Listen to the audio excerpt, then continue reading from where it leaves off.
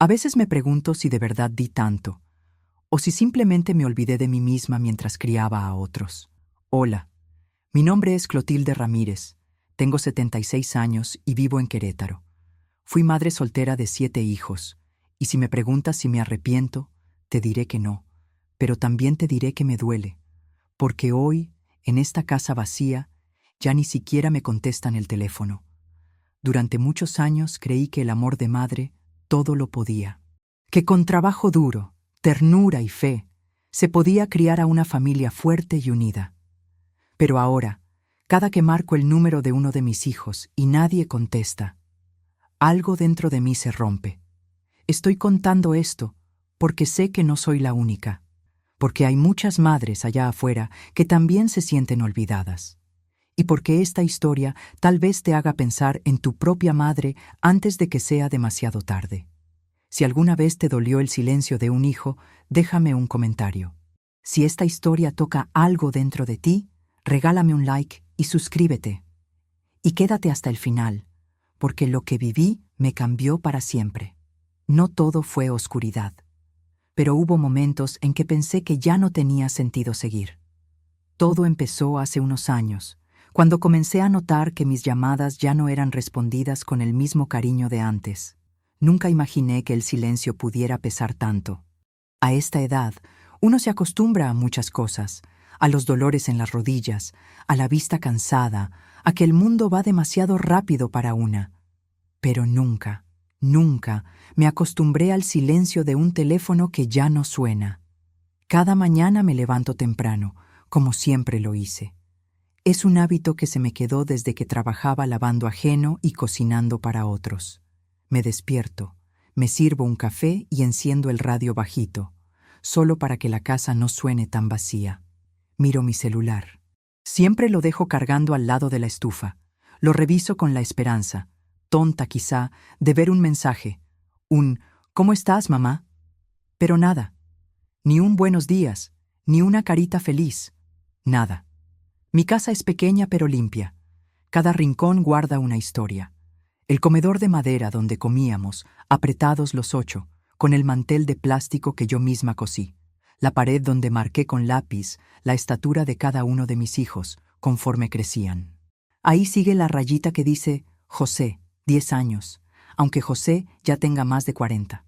Cada cuarto de esta casa huele a infancia, a sopa caliente, a canciones de cuna.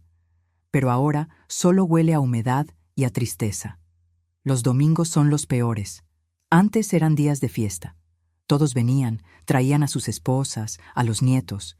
Yo hacía mole, arroz y ponía la mesa grande. La casa se llenaba de risas, de pasos corriendo, de voces llamándome abuelita. Pero ya no. Hace más de 2 años que ninguno de mis hijos pisa esta casa. Y eso que todos viven en el mismo estado. Algunos a media hora en coche, pero parece que están en otro mundo. He marcado tantas veces sus números que ya me los sé de memoria.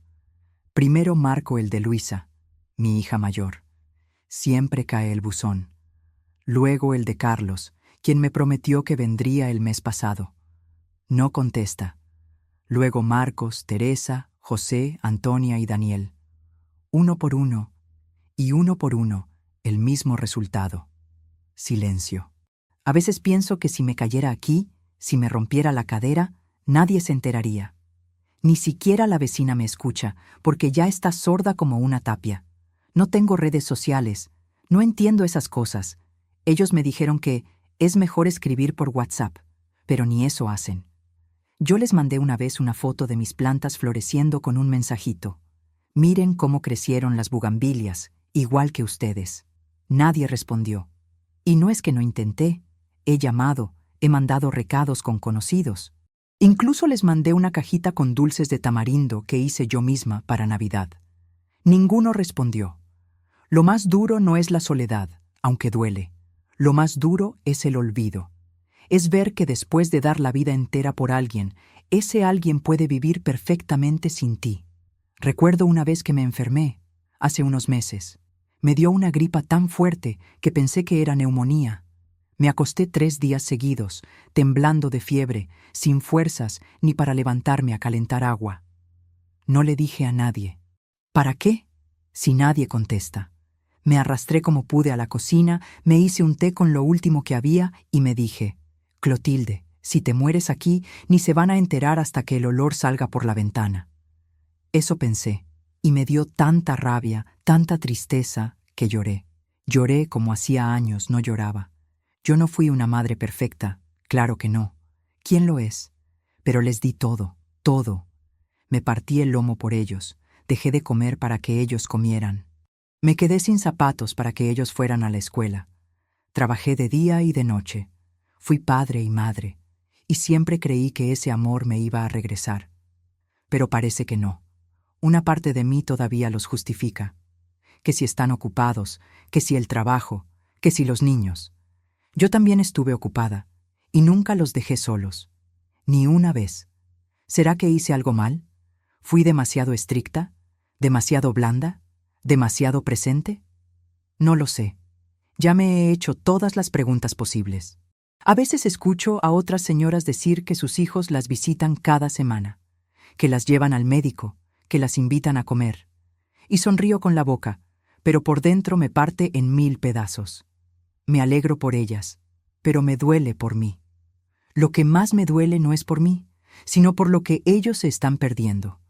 Por no ver cómo todavía tengo fuerzas para contarles historias, para enseñarles las recetas que nadie más sabe, para abrazarlos sin esperar nada. Porque un día, cuando yo ya no esté, tal vez se den cuenta, pero ya será tarde. Y mientras tanto, aquí estoy, con mi radio viejo, mi celular cargando al lado de la estufa y la esperanza rota en 1000 pedazos.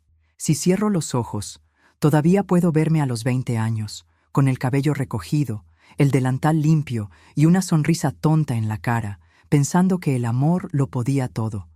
Yo era feliz con poco. Bastaba con un techo, una cama para compartir y la promesa de que no estaría sola. Conocí a Faustino, el padre de mis hijos, en una fiesta patronal en un pueblo cerca de San Juan del Río. Él era alto, moreno y con una risa fácil que me hacía olvidar el mundo. Me enamoré de él como se enamoran las muchachas ingenuas, con todo y sin medir consecuencias. Nos casamos al poco tiempo, no hubo boda de iglesia, apenas una bendición del padre y una comida en casa de mis padres. Yo estaba emocionada, con el corazón reventando de ilusiones. Soñábamos con tener una casa llena de niños. Y vaya que se cumplió. El primero en llegar fue Luisa, mi niña de ojos grandes. Luego vinieron Carlos y Marcos, tan seguidos que parecía que no daba tiempo ni de respirar entre pañales. Después, Teresa, José, Antonia y finalmente, mi pequeñito, Daniel. 7 hijos, 7 razones para seguir. Pero las cosas con Faustino no tardaron en cambiar.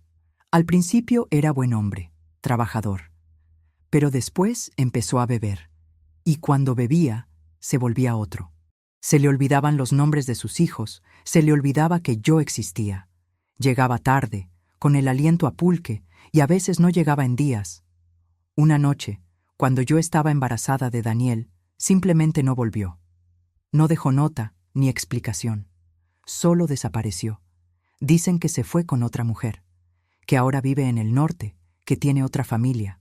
No lo sé, nunca lo confirmé. Y para ser honesta, después de tantos años, ya ni me importa. Lo que me importaba en ese momento eran mis hijos. Tenía 7 bocas que alimentar, una casa que mantener y un corazón roto que no tenía tiempo de llorar. Tuve que volver a casa de mis padres por un tiempo. Mi madre me ayudó con los más chicos mientras yo buscaba trabajo. Empecé a lavar ropa para las vecinas. Luego limpié casas y cuando pude vendí tamales y gorditas afuera del mercado. Recuerdo una vez que me quedé toda la noche cosiendo un vestido de 15 años para la hija de una señora rica. Me pagaron 100 pesos. Con eso compré leche, arroz y unos zapatos usados para Teresa, que ya no cabía en los de su hermana. Vivíamos al día. A veces no había suficiente, pero nunca dejé que pasaran hambre. Hacía milagros con lo poco que teníamos. Con una tortilla y sal, les hacía creer que era un banquete. Les inventaba juegos para que no notaran que no había juguetes. Y cuando enfermaban, yo me quedaba velando a su lado, rezando para que la fiebre bajara. Nunca acepté caridad. Nunca me gustó que me vieran como una mujer abandonada. Yo era madre, y eso era más que suficiente para sostenerme. Mis hijos crecieron viendo lo que es el esfuerzo. Vieron mis manos partidas, mis ojeras, mis rodillas hinchadas de tanto fregar pisos. Pero también vieron amor, porque a pesar del cansancio, siempre tuve una caricia para ellos, una palabra de consuelo, un cuento antes de dormir. Los llevaba a la escuela yo misma, uno de la mano y otro en la espalda. Iban limpios, aunque la ropa fuera remendada. Y cuando alguno lloraba, yo le decía, no importa si no tienes lo mejor, mientras tengas amor, todo se puede. A veces me pregunto si hice mal en dar tanto. Tal vez si me hubiera guardado un poquito para mí, si me hubiera cuidado más, si no los hubiera protegido tanto. Pero entonces, ¿cómo iba a dejar de ser madre? No tenía lujos, pero tenía a mis hijos. Verlos dormidos, abrazados entre ellos, era mi paz. Escuchar sus risas en el patio, mi recompensa. Y cuando alguno me decía, gracias, mamá, yo sentía que todo valía la pena. Nunca quise volver a tener pareja. Mis hijos eran mi mundo. Fui a todas sus juntas escolares, asistí a sus festivales, lloré cuando terminaron la secundaria, y me sentí la mujer más rica del mundo cuando Carlos se convirtió en el primero en ir a la universidad. Yo creía que todo ese amor iba a dejar una huella en ellos, que cuando fueran adultos recordarían cada esfuerzo, cada noche sin dormir, cada comida compartida. Pensé que siempre estaríamos juntos, que aunque crecieran, aunque se casaran, aunque tuvieran hijos, siempre habría un lugar para mí. Pero no fue así. Y tal vez el error fue creer que el amor de madre garantiza algo. Hoy entiendo que no, que a veces uno cría con todo el corazón y aún así termina solo. Todo comenzó con pequeñas cosas, detalles que, en su momento, quise ignorar. Pensé que eran parte de crecer, de hacerse adultos, de tener su propia vida, pero con el tiempo esos pequeños silencios se volvieron muros, y esos muros se volvieron ausencia. Recuerdo cuando Carlos se fue a vivir a Monterrey. Fue el primero en irse lejos. Me abrazó fuerte en la terminal de autobuses y me dijo que era solo por un tiempo, que en cuanto se estabilizara, me mandaría para allá unos días. Nunca llegó ese pasaje. Al principio me hablaba cada semana, luego cada 15 días, luego una vez al mes, y después el silencio. Luisa, mi hija mayor, se casó con un hombre que nunca me quiso. Él decía que yo me metía mucho en su vida, que opinaba demasiado, que quería controlar todo.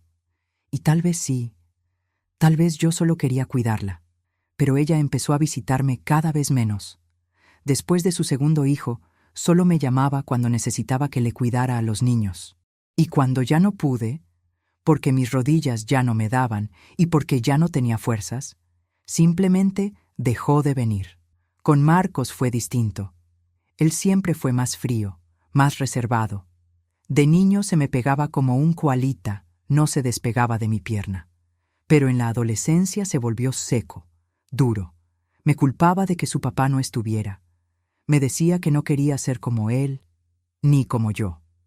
Una vez, cuando tenía 18 años, me gritó en plena calle que yo le arruiné la vida, que él nunca pidió nacer. Esas palabras todavía me duelen como si me las hubiera dicho ayer. Teresa, en cambio, era dulce, amorosa, mi niña de voz suave, pero cuando se casó, su suegra empezó a decirle que yo era una carga, que me tenía demasiado cerca, que debía poner límites. Y Teresa, tan buena, tan manipulable, empezó a decirme que necesitaba espacio, espacio, como si el amor de madre fuera un mueble viejo que ya no cabe en la sala. José siempre fue el más rebelde. Me daba dolores de cabeza desde la secundaria. No quería estudiar, se juntaba con malas amistades, llegaba tarde. Pero yo nunca lo solté. Lo metí en un programa de carpintería, le conseguí trabajo, le compré sus primeras herramientas, y él se fue a Estados Unidos sin avisar. Me enteré por un vecino que lo vio subirse a una camioneta con rumbo al norte. Estuve meses sin saber si estaba vivo. Antonia y Daniel, los más chicos, fueron los últimos en irse. Antonia empezó a trabajar en una tienda de ropa y se fue a vivir con una amiga. Me dijo que necesitaba independencia, que me quería, pero que no quería repetir mi historia. Y Daniel, ay, mi Daniel, él era mi angelito, siempre apegado a mí, siempre con palabras bonitas. Pero una vez me pidió dinero para invertir en un negocio. Le di lo poco que tenía guardado. Era mi ahorro para una operación de cataratas. Se lo di sin pensarlo.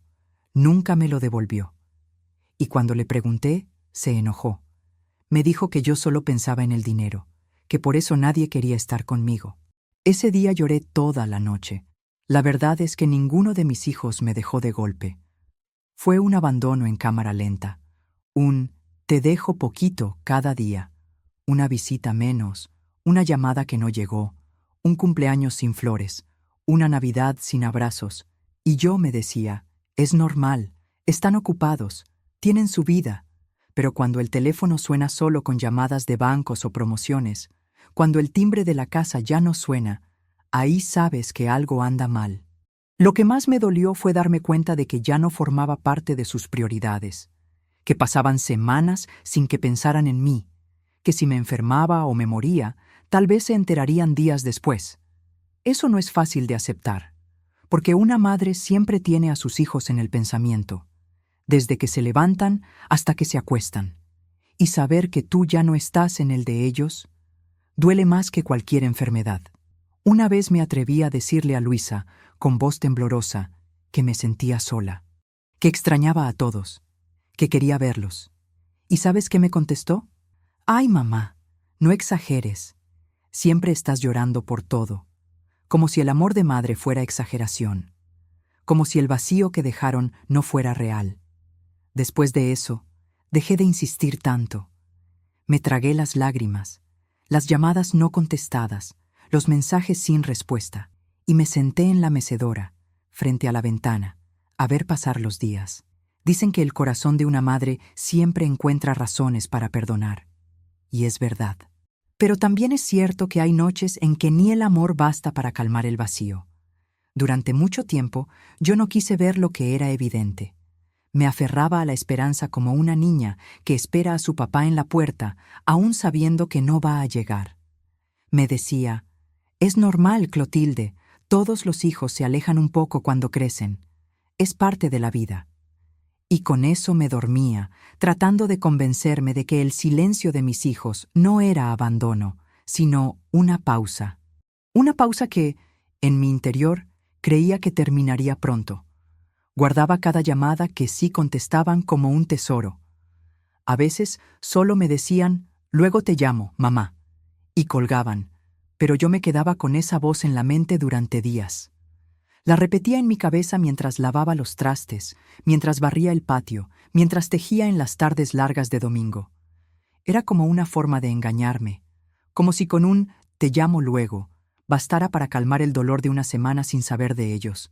Cuando alguien me preguntaba por mis hijos, yo sonreía. «Todos bien, gracias a Dios», decía. «Ocupaditos, ya sabes, pero están bien». Mentía. Mentía porque me daba vergüenza admitir que mis hijos ya no me buscaban. Mentía porque no quería que me vieran como una madre olvidada. Porque yo tampoco lo había aceptado todavía. Una vez me atreví a contarle a la señora Conchita, mi vecina, que no veía a ninguno de mis hijos desde hace meses. Ella, pobrecita, me miró con lástima y dijo, «Ay, doña Cloti, ¿y no será que usted fue muy dura con ellos?» Esa pregunta me persiguió por semanas. ¿Fui dura? ¿Fui demasiado estricta? ¿Les grité mucho cuando eran niños? Empecé a repasar mentalmente cada regaño, cada castigo, cada momento en que los hice llorar. Recordé cuando le pegué a Carlos porque se robó un dulce en la tienda, cuando no dejé a Luisa ir a una fiesta porque no conocía a los papás de la niña, cuando le negué a Marcos una bicicleta porque no me alcanzaba, y él lloró toda la tarde, y me sentí culpable, como si todo esto que vivía ahora fuera un castigo, como si de alguna forma el amor que yo creí dar no hubiera sido suficiente, o hubiera estado mal dado. A veces me levantaba en la madrugada y caminaba por la casa como alma en pena. Abría los cajones donde aún guardaba algunos dibujos que me hacían de pequeños. Un sol sonriente, una casita, un «Te amo, mami», escrito con crayones. Los apretaba contra mi pecho como si con eso pudiera regresar a cuando todo estaba bien. Una parte de mí se negaba a aceptar que ya no me necesitaban. Pensaba, seguro están estresados, seguro tienen problemas, seguro no quieren preocuparme. Pero otra parte empezaba a entender que no era solo eso, que había un desinterés real, un desapego que yo no sabía cómo manejar. Comencé a cuestionarme a mí misma. Me veía al espejo y me preguntaba si tal vez ya no era la madre que ellos recordaban. Si el paso del tiempo me había vuelto invisible para ellos. Mis canas, mis arrugas, mis pasos lentos, tal vez ya no encajaba en sus vidas modernas, en sus agendas llenas de reuniones y actividades. Y entonces trataba de ser más ligera. No los llamaba tanto, no insistía. Cuando por fin hablábamos, evitaba contarles mis dolores, mis achaques, mis preocupaciones. Me ponía una voz alegre, les decía que estaba bien, que me sentía fuerte, que todo marchaba. Mentía otra vez, porque pensaba que, si no les daba problemas, tal vez volverían. Pero no volvieron. Ni con mis silencios, ni con mis sonrisas fingidas, ni con mis «todo está bien, mijito». Porque la verdad es que a veces, cuando uno ya no está en el corazón de los demás, no importa cuánto se esfuerce, no hay forma de que te vean si han decidido no mirar. Y eso fue lo que más me costó aceptar. La negación fue mi refugio. Me hacía creer que todo esto era temporal, que en cualquier momento tocarían a la puerta o sonarían el teléfono y dirían, «Perdón, mamá, es que no sabíamos cuánto te necesitabas de nosotros». Pero esa disculpa nunca llegó. Y yo, mientras tanto, me debatía entre seguir creyendo o aceptar lo inevitable. La lucha más difícil no fue contra mis hijos, fue dentro de mí, entre la madre que perdona todo y la mujer que ya no puede más con el abandono. Hay una tristeza que no se nota a simple vista. No tiene gritos, ni dramas, ni lágrimas que salgan corriendo por las mejillas. Es una tristeza que se instala en el cuerpo como un huésped silencioso, que se mete en los huesos, en los días, en la comida que ya no sabe a nada. Esa fue la tristeza que me empezó a consumir. Los días empezaron a ser todos iguales. Me levantaba sin ganas, solo por rutina. Ponía agua a calentar aunque no tuviera hambre. Me sentaba en la mecedora, en bata, con los pies hinchados y la cabeza llena de recuerdos. Afuera el sol salía, los pájaros cantaban, los vecinos barrían sus banquetas, pero yo sentía que vivía en una burbuja donde ya no pasaba nada. La casa, que antes era un caos de risas, gritos, pasos, puertas que se abrían y cerraban, ahora era un eco constante. El reloj de pared se volvió mi única compañía. Tic-tac, tic-tac. A veces, cuando sonaban las 3 de la tarde, me daba cuenta de que no había dicho una sola palabra en todo el día. Mis plantas, las que antes cuidaba con tanto esmero, empezaron a secarse. Se me olvidaba regarlas, o simplemente no me importaba. Lo mismo con la comida. Abría el refrigerador, veía el mismo frijol del día anterior y pensaba, ¿para qué cocinar si nadie va a venir? Y no cocinaba. Una vez abrí una lata de atún, la comí directo con un tenedor y me fui a acostar a las 4 de la tarde. Dormí con la ropa puesta, sin lavarme los dientes, sin apagar la luz. Así eran mis días. Y así se volvió mi vida. No salía. Antes al menos iba al mercado o a misa, pero empecé a sentir que no tenía fuerzas, que la calle me daba miedo. Tenía miedo de caerme, de no poder levantarme, de desmayarme y que nadie me ayudara. Una vez me resbalé en la cocina. Me golpeé la cadera contra el suelo y estuve casi 1 hora tirada, sin poder moverme. Nadie supo. Ni uno solo de mis hijos se enteró. No quise preocuparlos, claro, aunque en el fondo sabía que no los preocupaba en absoluto. Marqué al día siguiente a Luisa, pero no contestó. Marqué a Carlos, nada. Y pensé, ¿y si me hubiera muerto ayer? ¿Quién se habría dado cuenta? Esa pregunta me caló hondo. A veces ponía películas viejas solo para escuchar voces. Lloraba viendo comedias tontas, porque me hacían recordar cuando mis hijos se sentaban en el suelo a ver la tele conmigo. Me dolía el pecho de solo pensar que nunca volverían esos días, que la infancia de ellos había sido mi mejor etapa y que ya no iba a regresar. Una noche soñé que José era niño otra vez, que corría hacia mí con los brazos abiertos gritando, «¡Mamá!». Me desperté con la almohada empapada en lágrimas. Ese día ni siquiera me levanté de la cama. Empecé a enfermarme. Nada grave, pero constante. Mareos, dolores en el pecho, insomnio. Fui al centro de salud. La doctora me dijo que era ansiedad y tristeza acumulada. Yo le respondí que no entendía cómo uno podía estar tan solo, habiendo criado a 7 personas. Ella solo me dio unas pastillas para dormir y me recomendó distraerme. ¿Distraerme con qué?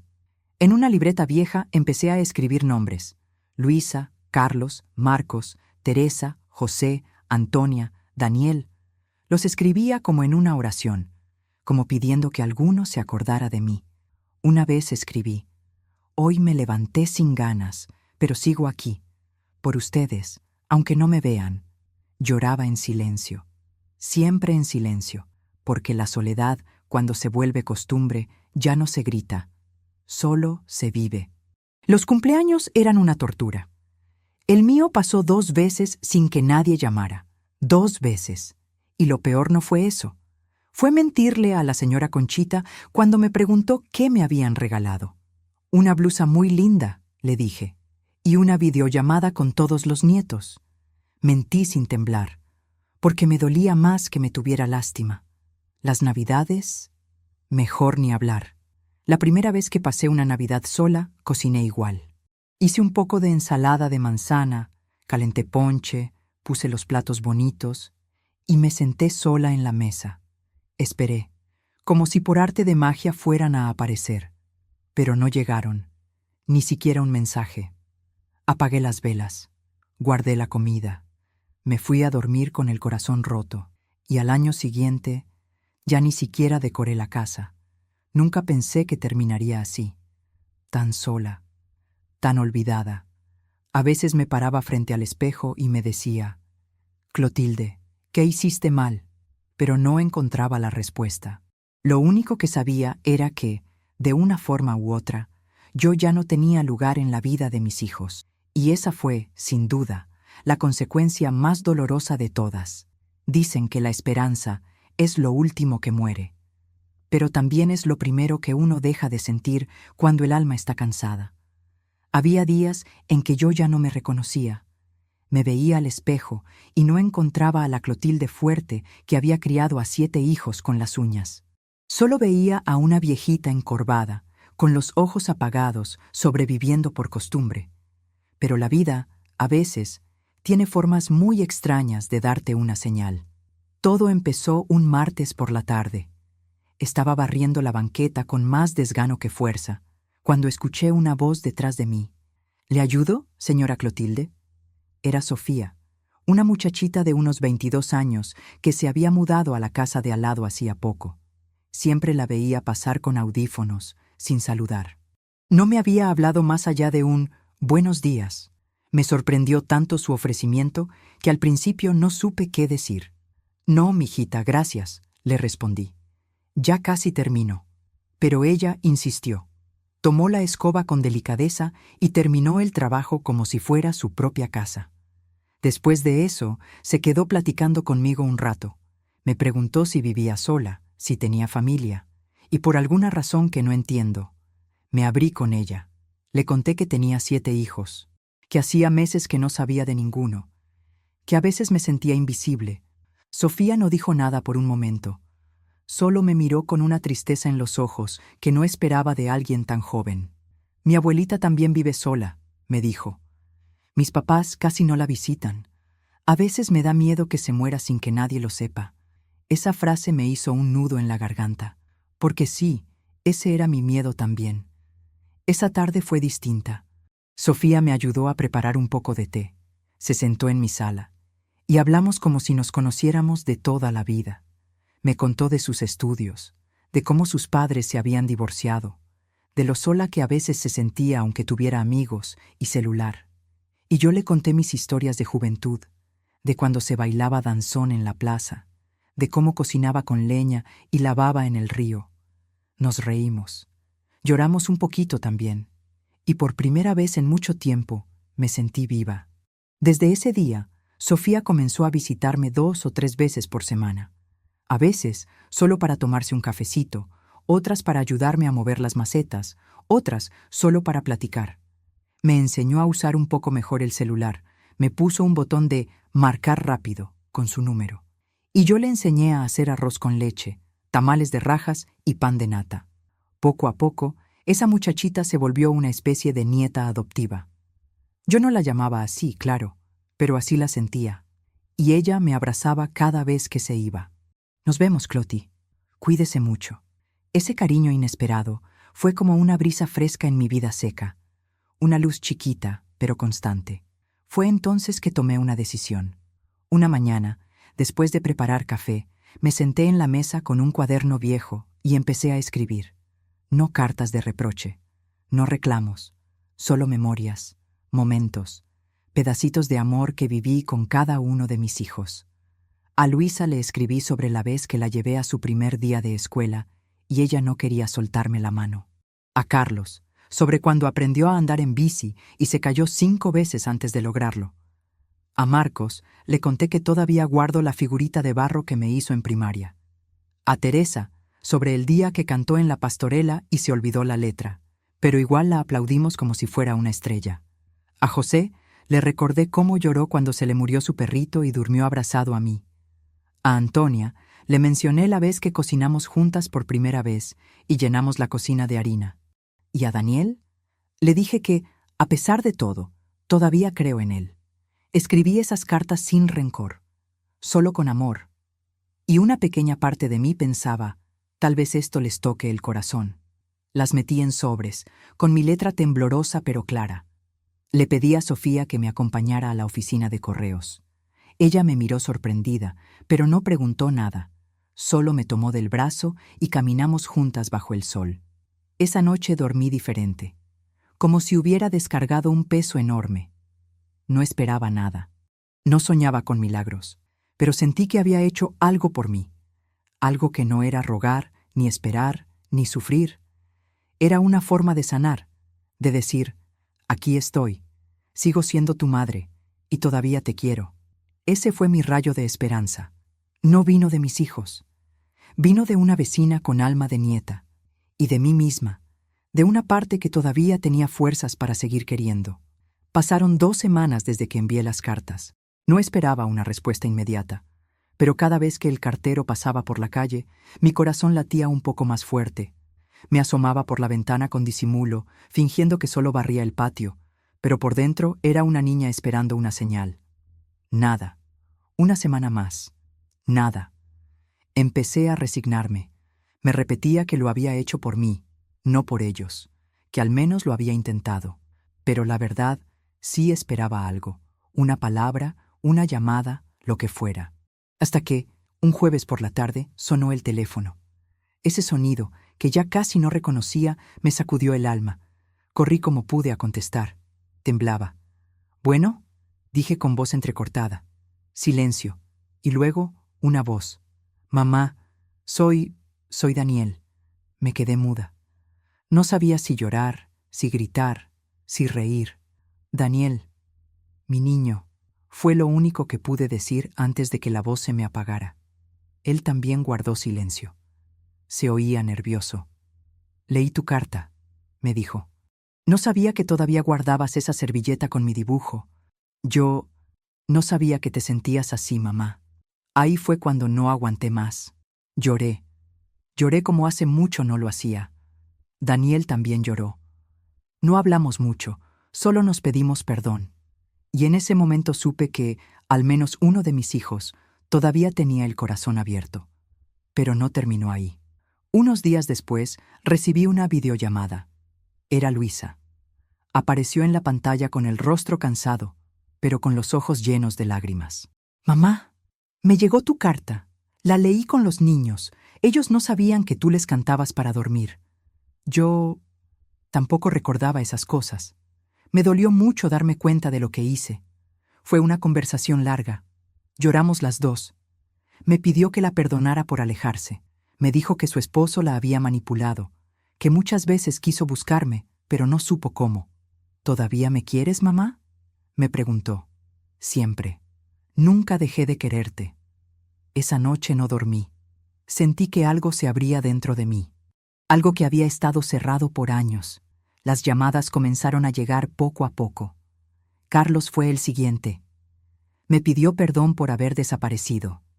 Dijo que le daba vergüenza llamarme porque sentía que no había cumplido nada de lo que prometió. Marcos, con su voz dura, fue el más difícil. No sé qué decirte, me dijo. Fuiste buena madre, pero yo me llené de rabia porque papá nos dejó. Y te culpé a ti porque eras la única que estaba. Fui un cobarde. Yo no quería pelear. No necesitaba explicaciones. Solo necesitaba saber que aún podía contar con ellos.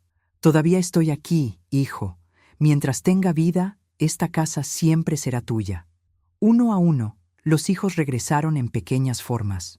No todos con la misma intensidad, pero sí con honestidad. José fue el último en llamar. Dijo que estaba en Texas, que había leído la carta con su esposa y que lloraron juntos. No soy bueno con las palabras, mamá.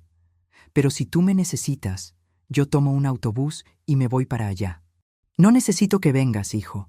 Solo necesito saber que todavía existo para ti. Y entonces tomé una decisión. No quería quedarme esperando.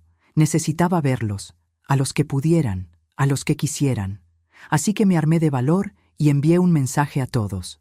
Este domingo haré mole, como antes. No sé si puedan venir, no sé si quieran, pero la puerta estará abierta desde las 11. Con amor, mamá. Lo escribí con el alma temblando. El domingo amanecí temprano. Preparé el mole como si me fueran a visitar todos. Puse más sillas en la mesa, decoré con flores del jardín, me puse mi mejor blusa y esperé. Eran las 11, nada.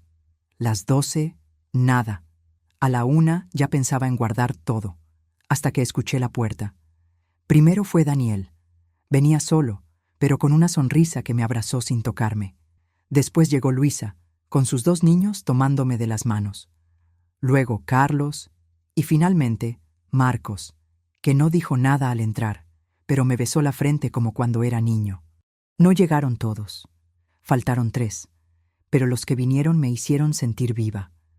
Nos sentamos a la mesa, comimos, reímos, lloramos, recordamos cosas que creía olvidadas. Me tomaron fotos, me pidieron recetas, y al final Daniel me abrazó y me dijo: «Nunca más vas a estar sola, mamá, te lo prometo. Ese domingo no lo voy a olvidar nunca. Fue el día en que me atreví a enfrentar la realidad, y la cambié. El día en que por fin dejé de esperar y fui a buscar. Y me encontré con algo que creía perdido: el amor de mis hijos». Aquel domingo marcó un antes y un después. No porque todo se arreglara de golpe, ni porque mis hijos se convirtieran de pronto en lo que siempre soñé, sino porque algo dentro de mí cambió para siempre. Pasaron los días y me sentía más ligera, como si me hubieran quitado un costal de piedras del corazón. Empecé a tener ganas de levantarme temprano, de arreglarme un poco, de volver a regar mis plantas. Hasta la comida me volvía a saber. No todo era perfecto. Algunos de mis hijos, como Antonia y Teresa, no contestaron el mensaje del mole, no respondieron ni a las cartas. Y aunque me dolió, ya no lo sentí como una daga al pecho, porque por primera vez entendí algo que me había costado toda la vida aceptar. El amor no siempre regresa de donde lo das, pero eso no significa que no haya valido la pena darlo. Esa fue mi gran revelación. Yo había vivido décadas esperando que mis hijos me devolvieran el cariño en la misma medida, con la misma intensidad. Y cuando no lo hacían, sentía que algo estaba mal conmigo, que había fallado como madre. Pero no, había dado lo mejor que tenía, con mis virtudes y mis errores, pero con el corazón entero. Y eso, por sí solo, era suficiente. Empecé a verlos con otros ojos. A Daniel, ya no como el hijo que me defraudó al pedirme dinero y desaparecer, sino como el hombre que tuvo miedo y que al final encontró el valor para volver. A Luisa, no como la hija que se dejó influenciar, sino como una mujer que también cargó con sus propios dolores y decisiones. A Carlos, que se había ido sin mirar atrás, pero que ahora me escribía mensajes con fotos de sus hijos. Y hasta a Marcos, que me abrazó sin palabras, pero que cada domingo venía con pan y se sentaba conmigo en silencio solo para estar. Un día, mientras barría el patio, Sofía, mi vecina, mi amiga, me dijo algo que se me quedó clavado. Doña Cloti, usted tiene algo que muchas madres no se permiten, el valor de perdonar sin olvidar y de amar sin pedir cuentas. Y sí, por fin había aprendido eso, que el amor verdadero no exige, no controla, no guarda facturas. Y también entendí que yo no era responsable por todo lo que mis hijos hacían o dejaban de hacer. Yo había sembrado. Ellos decidían si querían volver a la raíz. A la semana siguiente, recibí una carta por correo. Era de José, desde Texas. Me decía que había leído mi carta muchas veces, pero que no había tenido el valor de llamarme. Que lloraba cada vez que recordaba cuando yo le llevaba al taller una torta envuelta en servilleta, con una notita escrita a mano. Y que ahora, de adulto, entendía que eso era amor en su forma más pura. Me prometía que, en cuanto pudiera salir del trabajo, vendría a verme, y que no solo me quería, sino que me admiraba. Lloré leyendo esa carta, lloré por el niño que fue, por el joven que se perdió, por el hombre que se estaba reencontrando, y por mí, por haber resistido tanto, por no haberme rendido. Empecé a llevar una libreta donde anotaba pequeñas cosas que me hacían feliz. Carlos me mandó una foto de sus hijos. Luisa me llamó para preguntarme una receta. Daniel arregló el filtro del garrafón sin que se lo pidiera. Marcos me dejó flores en la puerta. No era mucho, no era perfecto, pero era amor a su manera. Y eso era más de lo que había tenido en años. Un domingo por la tarde, mientras tomábamos café, Luisa me miró con los ojos llenos de lágrimas. «Mamá, ¿cómo pudiste perdonarnos?» Yo respiré hondo. Le tomé la mano y le dije, «Porque si no lo hacía, me iba a morir con ese rencor en el pecho. Y prefiero vivir con amor, aunque venga en pedacitos». Ese fue mi despertar, mi revelación. Que no se trata de que todo vuelva a ser como antes, ni de que ellos cambien por completo. Se trata de aceptar lo que hay, con gratitud, de tomar lo que sí llega, sin aferrarse a lo que no. La vida me enseñó, tarde pero a tiempo, que una madre también puede sanar, que también tiene derecho a llorar, a dolerse, a reconstruirse, y que, incluso cuando el corazón está roto, todavía puede abrirse otra vez. Si alguien me hubiera dicho hace 20 años que acabaría mis días sentada sola en una mecedora, esperando una llamada que no llega, no lo habría creído.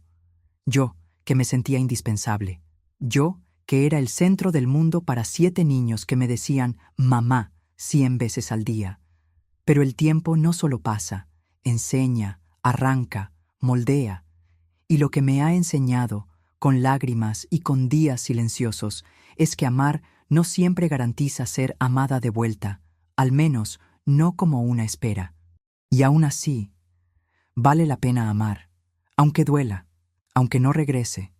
Durante muchos años viví creyendo que mi valor como madre estaba en la respuesta de mis hijos. Si me llamaban, era buena. Si me visitaban, valía la pena.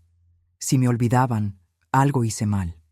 Cargué culpas que no me pertenecían. Me reproché decisiones necesarias. Dudé de mi propio corazón, pero ahora veo con otros ojos. No fui perfecta. Nadie lo es. Fui una mujer joven que tuvo que aprender a ser madre y padre a la vez, sin guía, sin descanso. Me equivoqué, claro. Hubo veces que grité cuando debía haber abrazado. Hubo días en que el cansancio me hizo impaciente. Pero también hubo noches enteras de desvelo cuidando fiebres, madrugadas cocinando para que tuvieran que llevar a la escuela, años enteros sin pensar en mí porque solo vivía para ellos. Y eso, ese amor desinteresado, no lo borra el olvido. Porque el amor genuino deja raíces profundas, aunque el árbol tarde en dar sombra. Yo creía que el abandono de mis hijos era un reflejo de mi fracaso, y esa idea me destruyó durante años. Pero hoy, después de cartas, lágrimas y reconciliaciones, comprendo que el silencio no siempre es desamor. A veces es solo miedo, distancia emocional, ignorancia del daño que se causa. Mis hijos no supieron cómo volver. Y yo no sabía cómo decirles que todavía los esperaba. Ese fue el error de todos, el silencio. Y es por eso que hoy hablo, que cuento esta historia. Porque tal vez haya otra madre que, como yo, está sentada con la esperanza desgastada, pensando que ya no vale la pena seguir amando.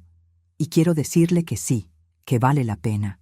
No por ellos, no por una promesa de recompensa, sino por una misma. Porque cuando amamos sin condición, nos transformamos. Nos volvemos más grandes que la herida, más fuertes que la soledad, más sabias que el dolor. He aprendido también que una madre tiene derecho a sentirse dolida, a decir, me lastimaste, a poner límites, a dejar de rogar, porque amar no es aguantarse todo. Amar también es decir, esto no está bien. Por mucho tiempo pensé que si me enojaba con mis hijos, estaba traicionando el amor de madre. Pero ahora entiendo que poner nombre a mi dolor no me hace menos madre, me hace más humana. Y una madre también es una mujer. Una mujer con historia, con heridas, con necesidades. Hoy, después de todo lo vivido, me siento en paz. No porque todo esté resuelto, sino porque ya no tengo miedo de ver las cosas como son. Sé quién soy, sé lo que di, y sé que, aunque muchos momentos fueron duros, volvería a hacerlo todo por ellos. Pero ahora, también me tengo a mí. Me reencontré con Clotilde, la mujer detrás de la madre, la que canta mientras cocina, aunque nadie escuche, la que riega sus plantas como si fueran hijas, la que escribe en su libreta momentos pequeños, pero importantes. Luisa me preguntó cómo se hace el arroz con leche. Carlos me dijo que su hijo sacó 10 en matemáticas. Daniel me llevó al mercado y cargó todas las bolsas. Marcos vino en silencio, pero me arregló el grifo que goteaba. No es perfecto. Aún hay ausencias, pero ya no me destruyen. He aprendido a mirar con amor a lo que sí tengo y soltar lo que no puedo cambiar. Y también aprendí a perdonar, no para borrar lo que pasó, sino para poder vivir sin ese nudo en el pecho. El perdón fue mi forma de decir, ya no quiero seguir sangrando por la misma herida. Fue un acto de amor propio. Ahora sé que no necesito una llamada diaria para saber que soy valiosa, ni una visita constante para sentirme querida. Me basta con saber que mi historia tiene sentido, que crié con amor, que resistí con dignidad, que no cerré mi corazón a pesar del dolor. Y si hay algo que quisiera dejarles a mis hijos, más que herencia o pertenencias, es esta enseñanza. El amor no es una deuda, es una elección, y la verdadera fuerza está en elegir amar, incluso cuando la vida no te devuelve lo mismo. Hoy, cuando me siento frente a la ventana y veo caer el sol, ya no pienso en quién no vino, en quién no llamó. Pienso en lo que sí hice, en cada historia que conté, en cada plato que serví, en cada vez que me sequé las lágrimas y seguí adelante.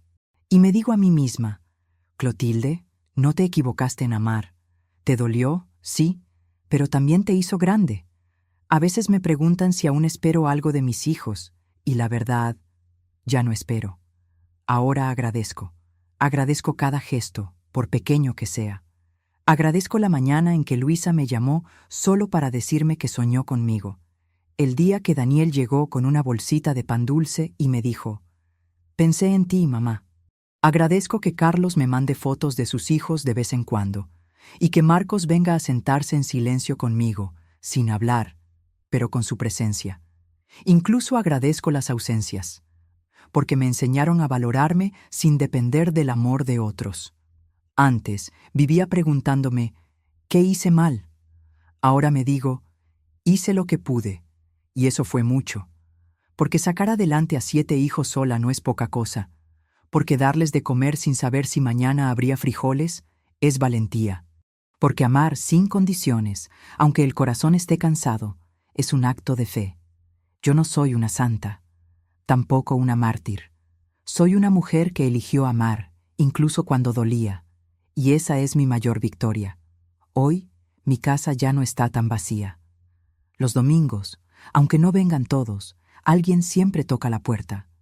Los nietos corren por el patio, juegan con las macetas, se manchan la ropa. Yo los observo desde la cocina, con el delantal puesto, y el corazón más tranquilo. Ya no cocino para 8 como antes. Cocino para quien llegue, aunque sea solo Sofía, mi vecina querida que se volvió familia. A ella le debo mucho más de lo que imagina, porque fue su bondad silenciosa la que me recordó que todavía podía ser vista, todavía podía ser escuchada, todavía valía. También empecé a escribir historias como esta, cartas que no sé si alguien leerá algún día, pero que me sanan el alma, porque entendí que mi voz importa, aunque nadie la aplauda, que mi historia es valiosa, aunque no sea contada en libros. A veces las personas piensan que las madres no sentimos más que orgullo, pero sentimos miedo, sentimos vacío, sentimos enojo y sentimos una tristeza que no siempre sabemos cómo explicar. Yo sentí todo eso y sobreviví, no porque fuera más fuerte que otras, sino porque aprendí a llorar sin avergonzarme, a pedir sin suplicar, a amar sin perderme. Hoy quiero hablarle a quienes están viendo esta historia. A ti, que tienes a tu madre viva pero no la visitas. A ti, que piensas llamarla pero lo dejas para mañana. A ti, que crees que ella siempre va a estar ahí, como si fuera eterna. No lo es. No somos eternas.